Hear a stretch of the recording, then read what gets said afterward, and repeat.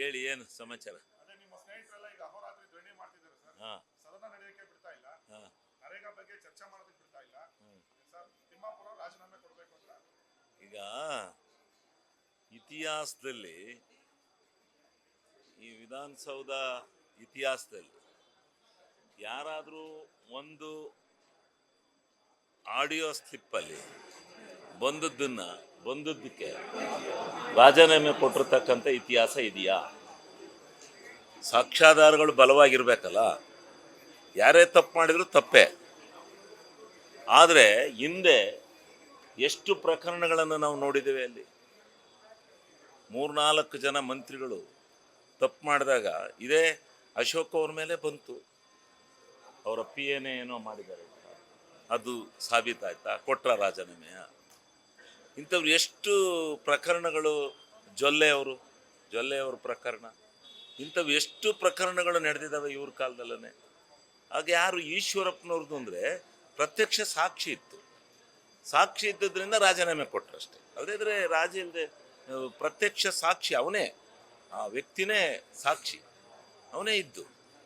ಆದ್ದರಿಂದ ಇವತ್ತು ಇವ್ರು ಮಾಡ್ತಾ ಇರ್ತಕ್ಕಂಥದ್ದು ಪೊಲಿಟಿಕಲ್ ಗೇಮ್. ಸರ್ಕಾರದ ಮೇಲೆ ಕೆಟ್ಟ ಸೋರಿಸ್ಬೇಕು, ಅವ್ರದ್ದು ಇದಿಲ್ಲ. ಆಮೇಲೆ ಈ ನರೇಗಾ ಏನು ಮಹಾತ್ಮ ಗಾಂಧೀಜಿ ನರೇಗಾ ಇದೆ, ಯೋಜನೆ ಇದೆ, ಅದನ್ನು ಇತಿಹಾಸದಲ್ಲಿ ಯಾರೂ ಬದಲಾಯಿಸಲ್ಲ.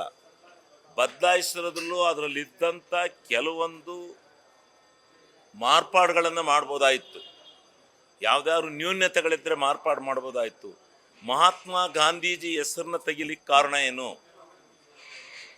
ಮಹಾತ್ಮ ಗಾಂಧೀಜಿ ಹೆಸರನ್ನ ಇಂಥದಕ್ಕೆ ತೆಗೆದು ಅಂತ ಹೇಳ್ಬೇಕಲ್ಲ. ಇವ್ರಿಗೆ ಆತ್ಮಗೌರವ ಇದ್ದರೆ. ಅವರು ಏನು ಮಾಡಿದ್ದಾರೆ? ಈ ದೇಶಕ್ಕೆ ಸ್ವತಂತ್ರ ತಂದು ಕೊಟ್ಟಿದ್ದಾರೆ, ಮಹಾತ್ಮ ಅಂತೇಳಿ ಹೆಸರು ಕರ್ಕೊಂಡಿದ್ದಾರೆ. ಅವರನ್ನು ಇವರು ಬಿಟ್ಟು, ಅವ್ರ ಹೆಸರನ್ನ ಕೈ ಬಿಟ್ಟು ರಾಮ್ಜಿ ಅದೆಂಥದೋ ಇಟ್ಕೊಂಡು ಯಾಕೆ ಬದಲಾಯಿಸೋದು? ಯಾಕೆ ಅವ್ರ ಹೆಸರು ಬದಲಾಯಿಸೋದಕ್ಕೆ ಮತ್ತೆ ಉತ್ತರ ಕೊಡಬೇಕು.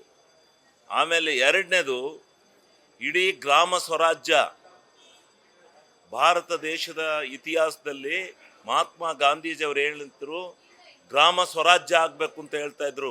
ಅದಕ್ಕೋಸ್ಕರ ಗ್ರಾಮ ಪಂಚಾಯಿತಿಗಳಿಗೆ ಸ್ವಾಯತ್ತತೆಯನ್ನು ಕೊಟ್ಟು ಅವ್ರದೇ ಯೋಜನೆಗಳನ್ನು ರೂಪಿಸ್ಕೊಂಡು ಅವರೇ ಹಣಗಳನ್ನು ಖರ್ಚು ಮಾಡ್ತಕ್ಕಂಥ ಒಂದು ಯೋಜನೆಯನ್ನು ಮನಮೋಹನ್ ಸಿಂಗ್ರವರು ತಂದಿದ್ರು, ಗ್ರಾಮ ಸ್ವರಾಜ್ಯ ಮಾಡಿದ್ರು. ಅದನ್ನು ಹತ್ತಿಕ್ಕಲಿಕ್ಕೆ ಇವರು ಇದರಿಂದ ಇವ್ರಿಗೆ ಒಳ್ಳೆಯ ಹೆಸರು ಬರುತ್ತೆ ಅನ್ನೋ ಕಾರಣದಿಂದ ಹತ್ತಿಕ್ಕಲಿಕ್ಕೋಸ್ಕರ ಮಾಡಿರ್ತಕ್ಕಂಥ ಹುನ್ನಾರ ಇದು. ಇವರು ನಾಟಕ್ಕೋಸ್ಕರ ಕೂತಿದ್ದಾರೆ. ಇದರಲ್ಲೇನೂ ತಿರಳಿಲ್ಲ. ಎಲ್ಲ ಸುಮ್ಮನೆ ಬೊಬ್ಬೆ ಹೊಡಿತಾ ಇದ್ದಾರೆ.